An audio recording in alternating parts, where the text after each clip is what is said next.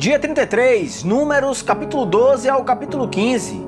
Em Números capítulo 12, esse episódio começa com Miriam e Arão, ambos são irmãos de Moisés, e eles estavam criticando Moisés. Será que o Senhor tem falado apenas por meio de Moisés? Perguntaram. Também não tem ele falado por meio de nós?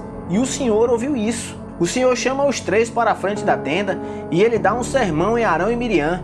Deus diz que se revela através dos profetas, em visões, sonhos, e que acontece assim com seu servo Moisés.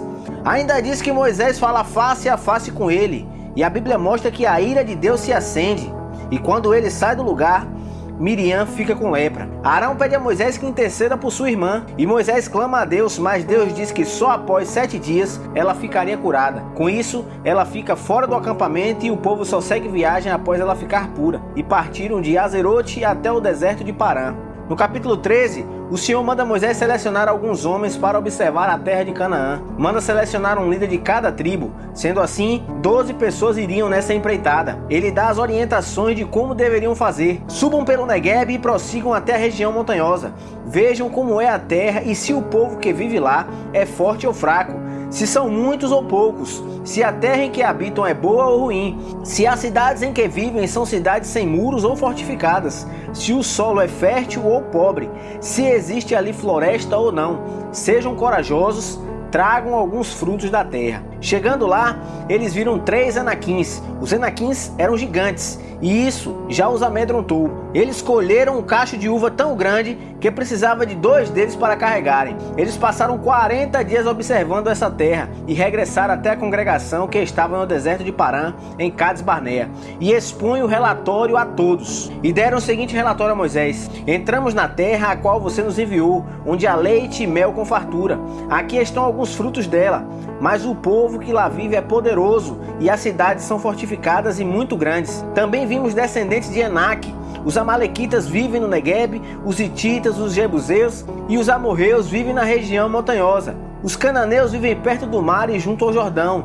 Então Caleb fez o povo calar-se perante Moisés e disse: subamos e tomemos posse da terra, é certo que venceremos. Mas os homens que tinham ido com ele disseram: não podemos atacar aquele povo, é mais forte do que nós.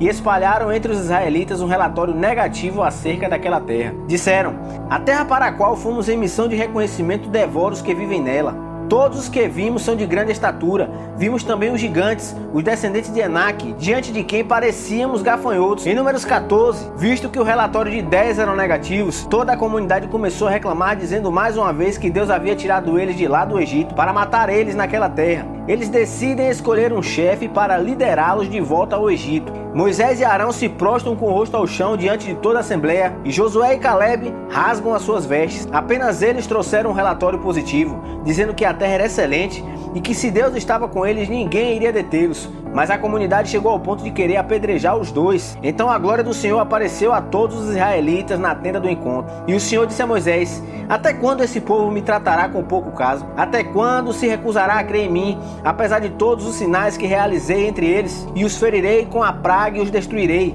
mas farei de você uma nação maior e mais forte do que eles. Moisés intercede pelo povo. Deus ouve e perdoa eles, mas diz que eles deveriam partir dali e que nenhum daqueles de 20 anos para cima veriam a terra prometida.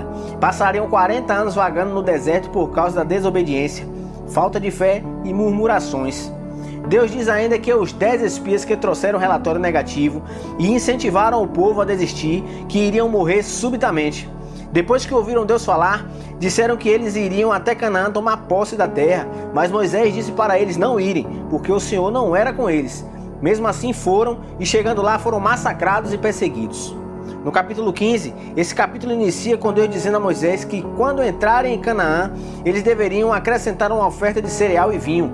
Mostra também a oferta pelo pecado para os que pecarem involuntariamente. Na sequência, mostra uma pessoa não guardando o sábado e a ordem de Deus é que apedrejasse ele fora do acampamento. Por fim, Deus manda fazer bolas nas roupas, a fim de que eles se lembrassem de todos os estatutos e cumpram, pois o Senhor foi quem os tirou do Egito, da terra da escravidão. Se você gostou desse capítulo, curta, comente, compartilhe com todos os seus amigos e familiares. Que Deus te abençoe e até a próxima.